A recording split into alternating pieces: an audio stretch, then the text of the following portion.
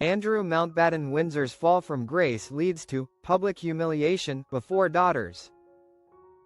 In a stunning royal shakeup, King Charles has stripped his younger brother, Andrew Mountbatten Windsor, of his prince title, sending shockwaves through the palace and royal watchers worldwide. But the consequences of this dramatic move may extend far beyond a change in titles. Reports now suggest that Andrew could find himself in the humiliating position of bowing to his own daughters, Princess Beatrice and Princess Eugenie, in public, and sources say he will not be doing so happily. Royal biographer Robert Hardman told the Daily Mail that Andrew probably will have to acknowledge his daughters' elevated status in public settings, given that both Beatrice and Eugenie have retained their royal titles. While the thought of a father bowing to his children may seem unusual to some, in the labyrinthine world of royal protocol and hierarchy, this is a plausible consequence of Andrew's fall from grace. The backdrop to this unprecedented scenario is Andrew's well-publicized scandal and the subsequent decision by King Charles to strip him not only of the prince title but also his dukedom of York. Though the Duke of York title could technically be reassigned, Hardman notes it will likely go into the title cupboard for the foreseeable future and remain dormant for this generation, leaving Andrew without a formal peerage or royal designation. Beatrice and Eugenie, meanwhile, remain princesses and Her Royal Highnesses, thanks to the fact that they are daughters of the son of a reigning monarch. Hardman emphasized that the king and other senior royals have been careful to protect them from the fallout of their father's controversies. They are blameless, they have led a pretty upright life and are level-headed and very nice young women, he explained.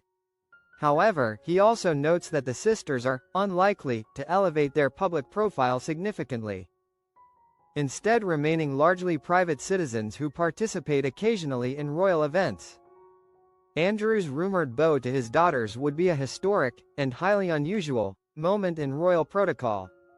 Normally, children are expected to defer to their parents, not the other way around.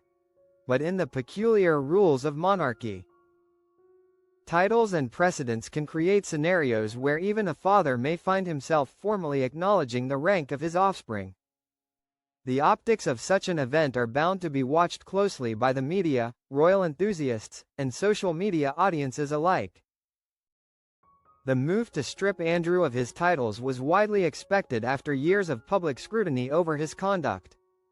Allegations, scandals, and controversies had already tarnished his public image, leaving the royal family with few options but to enforce a decisive separation between him and the monarchy, by removing both the Prince of the United Kingdom designation and the dukedom. King Charles has sent a clear message: accountability and reputation within the royal family are paramount. Yet the human drama behind the headlines is equally gripping. Hardman notes that Andrew's fall from grace will have personal ramifications beyond public humiliation. To imagine a father bowing to his daughters in formal settings is to picture a man forced to navigate an emotional labyrinth where hierarchy, duty, and personal pride collide. Observers predict that Andrew will find such encounters uncomfortable at best, humiliating at worst. Social media has already lit up with speculation and reactions. Royal watchers are debating what Andrew's public appearances with Beatrice and Eugenie will look like going forward. Will he quietly comply with ceremonial etiquette, or will tensions flare, creating a visual drama that the press will seize upon? The answer remains uncertain, but one thing is clear: the next chapter in this royal saga promises high stakes and even higher emotions. Eugenie and Beatrice, for their part, have remained largely poised throughout this upheaval. Both women have cultivated personal and professional lives that balance duty and independence. They have been careful not to exploit the situation for publicity, instead maintaining a measured presence that emphasizes responsibility, dignity, and a desire to distance themselves from their father's controversies. Yet the very act of public acknowledgement by Andrew, if it happens, would symbolize the seismic shifts in family hierarchy that have unfolded. Royal insiders suggest that this reshuffling of titles and protocol could also influence future ceremonial events and public appearances. For example, seating arrangements at official gatherings, introductions during formal ceremonies, and even social interactions within the palace could all reflect the new pecking order. Such adjustments, while subtle, carry weight in a monarchy where tradition and precedence matter immensely. The story of Andrew Mountbatten Windsor's fall is a cautionary tale about the intertwining of personal choices and public consequence. By contrast, Beatrice and Eugenie represent a newer generation of royals navigating the pressures of duty and public scrutiny with resilience and grace. Their continued prominence, despite their father's setbacks, underscores the monarchy's commitment to protecting the reputation and integrity of its younger members. Observers note that the royal family's handling of this delicate matter highlights a broader strategy, maintaining decorum and ceremonial propriety while managing reputational risk. Andrew's diminished role and potential public bows to his daughters symbolize a family recalibrating its internal hierarchy in response to scandal. For royal enthusiasts and the public, it offers a rare glimpse into the complex interplay of tradition, titles, and human emotion at the highest levels of monarchy.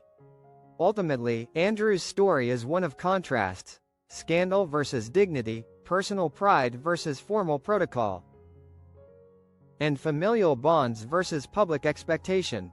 As Beatrice and Eugenie continue their lives as poised, measured royals, the potential for Andrew to publicly acknowledge their rank serves as a dramatic visual metaphor for the shifting tides within the British monarchy.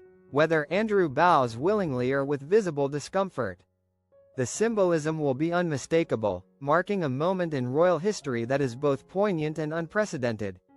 In a monarchy where symbolism and ceremony carry profound significance, the prospect of a father bowing to his daughters is more than a curiosity, it is a statement. It underscores the consequences of personal actions, the importance of titles and protocol, and the ever-present scrutiny of a family whose private lives are entwined with public fascination.